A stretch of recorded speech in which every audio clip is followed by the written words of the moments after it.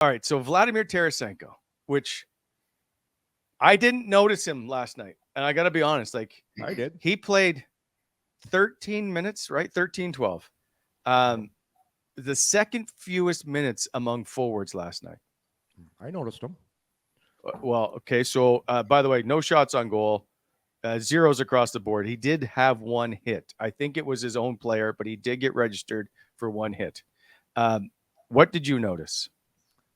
I noticed Jake Sanderson rushed the puck, and then all of a sudden he was the last man back, and he must have passed Tarasenko on the back check, who had like a 20 to 15 stride lead on him.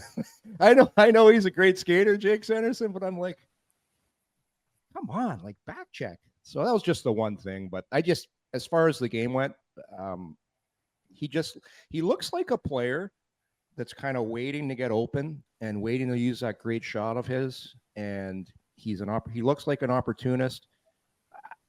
Just one of those nights. I hope he gets better because exhibition, it was kind of the same. He's an older guy. I think Bakes mentioned this earlier. Sometimes it takes an older guy a few reps. He's in a new city, new team. I will give the player all that, but I would think at $5 million, new team, 1 year at a contract. It's been said that he wants to keep playing. I would have thought he would have came out of the gates like a rocket. And for me, guys like that make that kind of money, you have to make, if you're going to make $5 million plus, you have to make guys around you better. It's not up to who you're playing with to make you better. And I hate when people say that, well, it's who he's playing with. He doesn't have anybody to play with. I know this isn't a great comparison, but if you put Timmy Stützle with anybody, he'll make them better. If you take Brady Tkachuk, he'll make them better. Claude Giroux will make players better. I don't like when you sign players and then you say, well, he needs somebody to play with. I don't know about you, Bakes, but that's just how I am with guys. But again, I'll say it again. It's still early. I don't want to come all down on Tarasenko, but so far, I haven't been impressed. Okay, so I'll answer your question. Yes, like you're the first Yorkies. What you just said, like I know you want people. Everybody wants somebody to drive the play and make others better, but you also the hardest thing to do in the NHL is score goals. It's the hardest thing to do, and if you are a goal scorer, and this goes back to DeBrincat, it's like he doesn't carry the line. He goes, no, but he finishes the play where other guys can't finish. His job isn't to go carry the puck through the neutral zone. His job is to put the puck in the back of the net. That's an art form in itself. And if you're good at that, then you get a clean slate as far as like you are making others better because they're getting first and second assists because you're scoring the goals. So I'm not looking for Tarasenko to drive the play. I'll give him a pass early because it's his first training camp, not being in St. Louis and all of that. But, the magnifying glass is on him because there's a young player that's part of the future here that's not signed because of cap issues. And part of the cap issues, like there's multiple reasons, but one of them is Tarasenko coming in and taking $5 million of it. And you would think that he wants to, get off to a really strong start.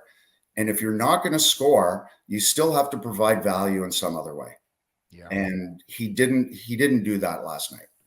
Yeah. It was like what surprised me, like he got knocked off the puck a few times relatively easy. People don't realize he's a big, strong guy. He's really strong. I know he's slowed a little bit. He slowed down a little bit, and he did. He looked a little slower than guys in the neutral zone. I think he'll get caught up to speed a little bit more, with a few more reps. But he got knocked off the puck a few times. Like that shouldn't happen. Like that shouldn't happen at all. So I found that a little odd last night. Okay. All right. Hold on a sec. So why does Vladimir Tarasenko get extra games to get up to speed when you have a preseason? Like, do you not think the Carolina Hurricanes were up to speed? Jordan Staal looked fine. No one said, hey, outside of the first period, I wonder if the Carolina Hurricanes are getting up to speed. So how about everybody be up to speed? That's why you have training camp. I didn't think he was very good in training camp. He didn't do much of anything. So I'm like, well, maybe he just doesn't like the preseason. That's fair. He's a Mhm. whatever it is, 14-year player.